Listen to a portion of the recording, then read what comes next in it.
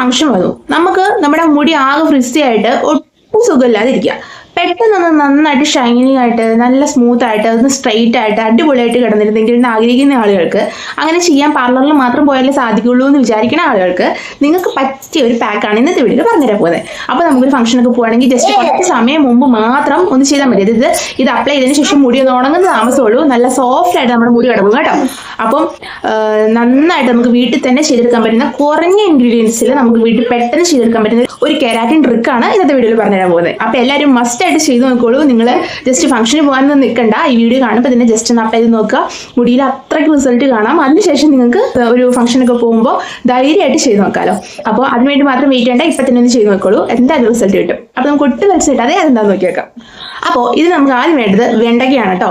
വെണ്ടയ്ക്ക ഒരു 5 വെണ്ടയ്ക്ക എടുത്ത് ഒരു പാത്രത്തിലേക്ക് കണ്ടിച്ച് ഇടുക. എന്നിട്ട് കുറച്ച് പാൽ അതിലേക്ക് ഒഴിച്ച് ഇത് നന്നായിട്ടൊന്ന് തിളപ്പിച്ചെടുക്കുക. തിളപ്പിച്ചെടുക്കുമ്പോഴേക്കും ഈ വെണ്ടയ്ക്കയിലുള്ള വഴുവഴുക്കൽ നമ്മുടെ ഈ പാലിലൂടെ മിക്സ് ചെയ്ത് നന്നായിട്ട് ഒരു കുറുകിയ ടെക്സ്ചറിൽ നമുക്ക് കിട്ടും.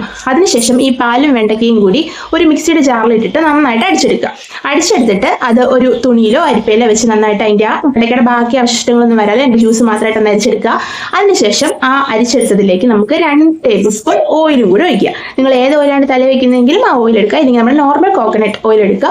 അതും കൂടി ഒഴിച്ച് മിക്സ് ചെയ്തതിന് ശേഷം നമുക്ക് നമ്മുടെ മുടി 2ആയിട്ട് പകുത്തിയിട്ട് ഇത് നേരെ അപ്ലൈ ചെയ്യാം. നേരെ വലിച്ച് താഴെ വരെ അപ്ലൈ ചെയ്യുക. അതിനുശേഷം ഇത് ചുരുട്ടുകയോ മടക്കുകയോ കെട്ടിവെക്കുകയോ ചെയ്യരുത്, അത് മാത്രമേ ഇതിൽ ശ്രദ്ധിക്കാനുള്ളൂ.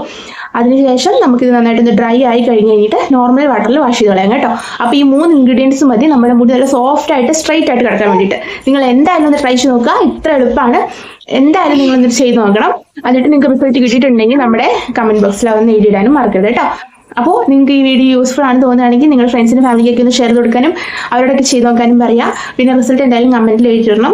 അപ്പോൾ നമുക്ക് വേറെ യൂസ്ഫുൾ വീഡിയോ ആയിട്ട് വീണ്ടും കാണാം. Bye bye.